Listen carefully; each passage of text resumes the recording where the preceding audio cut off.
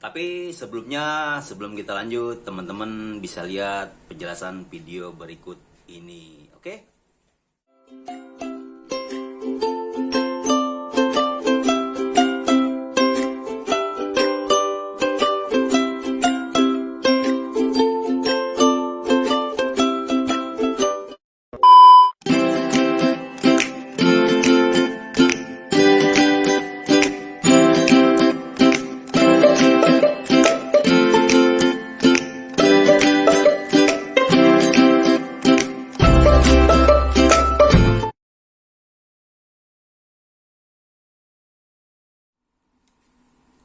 Halo YouTuber, gimana kabarnya nih teman-teman? Semoga yang nonton video ini dalam keadaan sehat walafiat ya.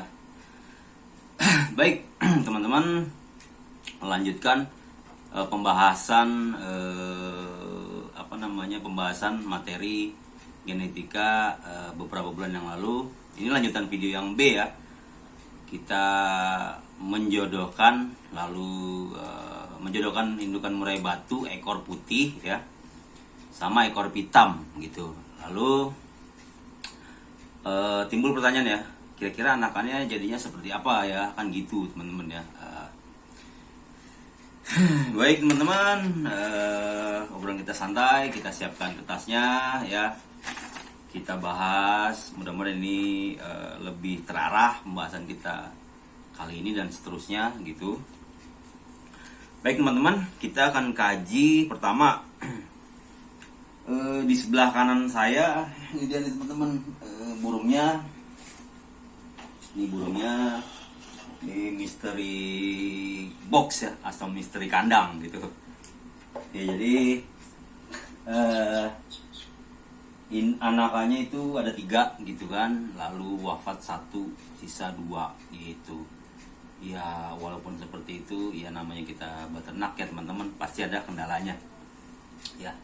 Entah itu kalau udah berhubungan dengan nyawa, ya kita manusia udah nggak bisa ngapain teman-teman gitu kan. Itu udah kehendak Allah Subhanahu wa Ta'ala, walaupun kita berusaha semaksimal mungkin. Artinya dari pelajaran ini kita bisa ambil hikmahnya teman-teman ya.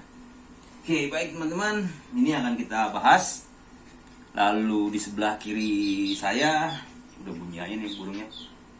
Kiri saya ini anakan murai batu bowo ya. Bowo itu silangan lah kita sebut, silangan dari murai batu Kalimantan kali Jawa Timur, atau orang sering menyebutnya Borneo dan Larwo teman-teman. Baik, balik kita fokus ke.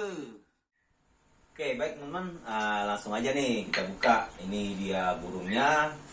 Ini anakan yang ekor putih kali ekor hitam teman-teman, yang beberapa bulan yang lalu kita sempat bahas. Ini kira-kira anakan ekor putih sama ekor hitam itu jadinya seperti apa sih, kan gitu pertanyaannya ya teman-teman.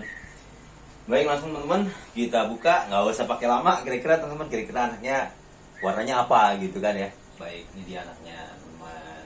Oke, teman-teman bisa lihat ya anakannya. Oke, tapi sebelumnya kita akan kasih makan dulu teman-teman nih. Kasih makan dulu nih purnya ya. Jadi kita akan bahas dia, kita kasih makan dulu biar dia kenyang. Tuh makannya lahap teman-teman. Iya turun. Iya, ini dia. Lagi biar dia kenyang, nanti ketika kita pegang, dan biar dia juga nyaman teman-teman. Iya teman-teman, iya. Kita suapin lagi, makan terus biar dia banyak makannya. Oke, siap makan. Iya. Makan terus. Makan ya, udah kita kasih makan. Dan sekarang ini kan nggak akan lebih etis, atau artinya akan lebih gampang ya kita menganalisanya ketika kita ambil burungnya dari kandang teman-teman. Baik, ayo keluar. Nah, yang jantan dulu kita ambil teman-teman. Ini dia. Nih teman-teman ya, nih dia nih ya, badannya alhamdulillah teman-teman gede ya, badannya gede banget teman-teman, cukup besar, lalu tulangannya juga bagus, keker teman-teman tulangannya, matanya juga ini teman-teman cukup gede, belok matanya. Nah lalu kita akan analisa nih teman-teman, analisa nih. Kita analisanya ini gimana teman-teman ya? Tadi yang kita bahas pertama, kita akan analisa satu ya, kita catat nih teman-teman. Ya, jadi materi genetik itu kan teman-teman, kami harap teman-teman sudah menguasai semuanya ya, sudah dilihat videonya ya.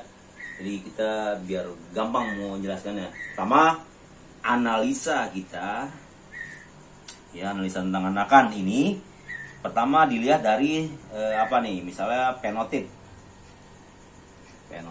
dua genotip,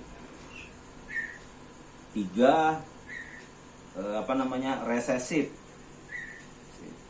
empat dominan ya. Oke, ini sebelumnya teman-teman udah tahu ya, apa itu penotip, apa itu genotip, apa itu resesif, apa itu dominan ya. Baik.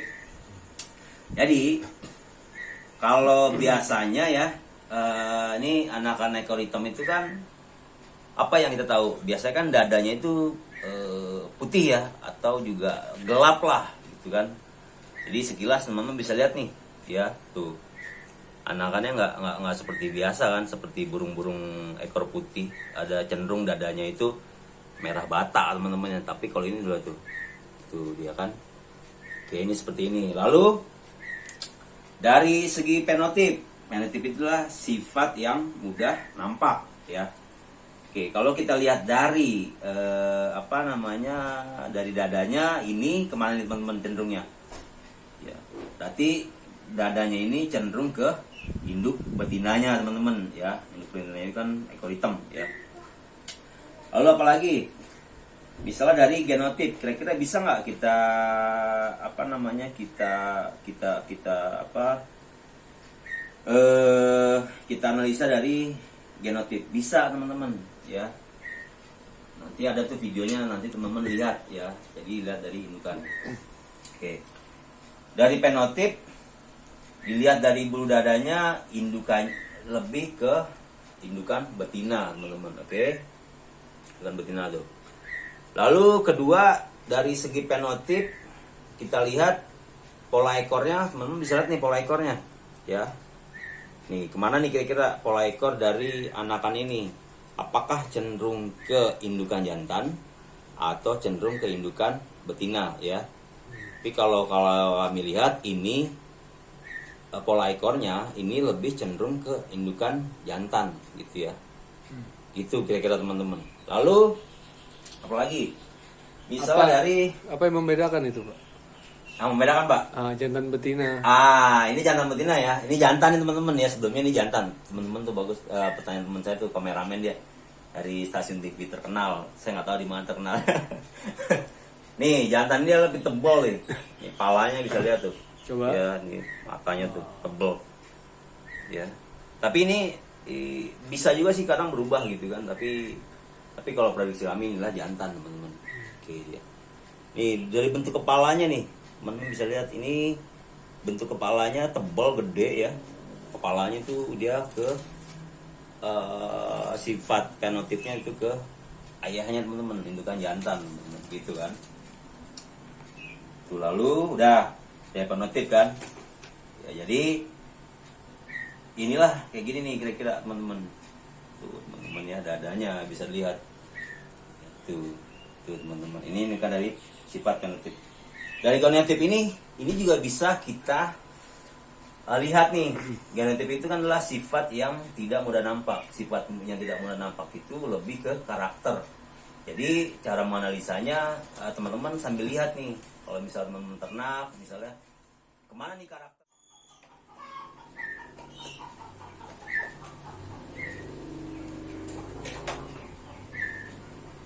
Oke, ya. Udah, Pak? Udah. Oke, nah ini sekarang teman-teman, nih yang betina teman-teman, ya ini betina nih teman-teman. Oke, ini betinanya.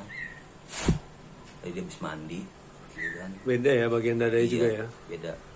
Tapi sayang teman-teman, ini dia cacat ya, cacat kakinya. Cacat ya itulah, beternak teman-teman. Cacat kenapa Pak? Ini ya cacatnya,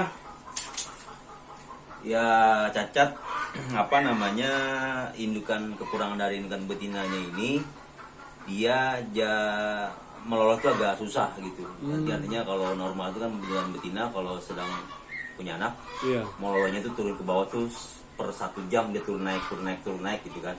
Ambil naik. Nah dia meloloh gitu, dia meloloh indukannya, anakannya maksudnya. Belajar dari itu, ya udah, makanya kami panen yang ini, dia anakannya nih teman-teman. Oh ini anakannya Ini Pak? anakannya lagi nih, ya anakannya, makanya kami panen Lucu cepat, ya lucu Pak, kayak bayi. Iya, gimana Nih, gitu. Ada berapa itu Pak? Ada 4. Ada 4. Iya. Udah dikasih nama Pak?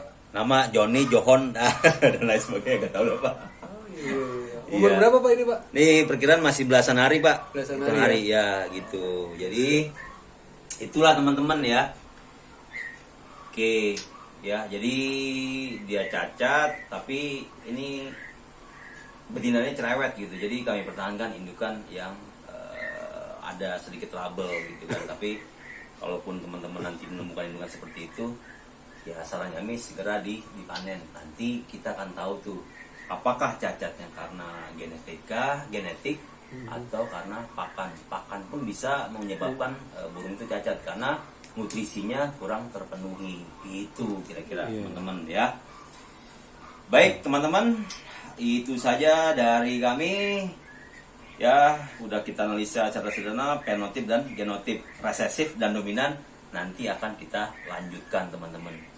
Kami akhiri. Assalamualaikum warahmatullahi wabarakatuh.